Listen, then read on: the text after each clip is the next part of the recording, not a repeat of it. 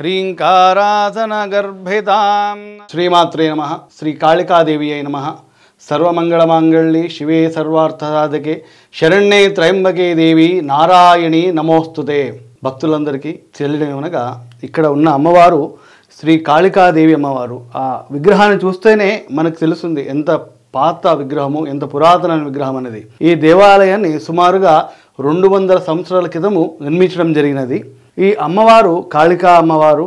కాళికా అమ్మవారు అంటే అందరూ కూడా ఒక భయంకరమైన రూపాన్ని ఊహించుకుంటారు. కాకపోతే ఇక్కడ ఉన్నటువంటి కాళికా అమ్మవారు చాలా నిర్మలంగా, చాలా శాంతంగా ఉంటారు. ఆ అమ్మవారు ఎంత శాంతంగా ఉండడానికి కారణం ఏమిటి అంటే, ఇక్కడ ముందుగా ఒక శివ విగ్రహాన్ని, మనము శివలింగాన్ని చూడగలము. ఈ శివలింగాన్ని ఎందుకు పెట్టడం జరిగిందంటే, ఆ అమ్మవారి యొక్క ఉగ్రరూపము శాంతించాలి, అమ్మవారు ఎప్పుడు కూడా శాంతంగా ఉండాలి, భక్తులందరినీ కూడా తన శాంతమైన వదనాలతో చూడాలి అని ఒక కోరికతో ఈ విగ్రహాన్ని ఇక్కడ ప్రతిష్ఠించడం జరిగింది. అలాగే ఇక్కడ ఇంకొక విశేషం ఏమిటంటే, అప్పటికీ కూడా అమ్మవారి రూపంలో ఆ శాంతి మనకు కనిపించినప్పుడు ఎదురుగా ఆంజనేయ స్వామి విగ్రహాన్ని కూడా స్థాపించడం జరిగింది. ఆ ఆంజనేయ స్వామి విగ్రహం స్థాపించడం వెనుక మర్మం ఏమిటి అంటే, అమ్మవారు ఎప్పుడు కూడా శాంతంగా ఉండాలి, చిద్విలాసంగా ఉండాలి, మందహాసంతో ఉండాలనే ఉద్దేశంతో ఆ ఆంజనేయ స్వామి విగ్రహాన్ని పెట్టడం జరిగింది.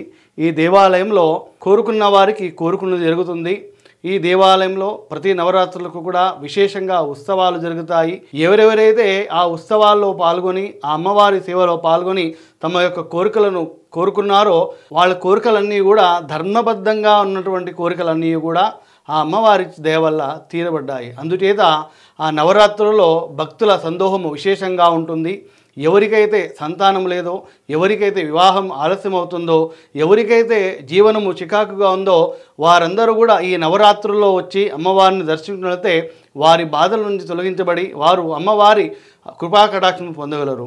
ఈ అమ్మవారు విశేషంగా ఎవరైతే విదేశాలకి వెళ్ళడానికి ప్రయత్నిస్తున్నారో, ఎవరైతే విదేశాల్లో విద్యాభ్యాసం చేయాలని అనుకుంటున్నారో, ఎలాగైతే కాళికా అమ్మవారి దయ వల్ల కాళిదాసు ఏమి చదువులేని వాడు ఆ కాళికా అమ్మవారి దయ వల్ల పెద్ద విద్యావంతుడై మనకి వాళ్ళందరూ కూడా కాళిదాసు కృత స్తోత్రాలను కూడా చదువుకుంటుంటాం. అలాగే ఆ కాళిదాసు వలె మనం అందరము కూడా అమ్మవారి కృపను పొంది జీవితాంతము కూడా సుఖంగా ఉండి మనం తలుచుకున్న విద్యలను కూడా నేర్చుకుని విదేశాల్లో కూడా బాగా స్థిరపడాలనుకున్నట్లయితే ఆ అమ్మవారికి నవరాత్రుల్లో విశేషంగా పూజలు చేసి అమ్మవారి కృపకు తక్షశిల మీడియా ఛానల్ని సబ్స్క్రైబ్ చేయండి, లైక్ చేయండి, షేర్ చేయండి.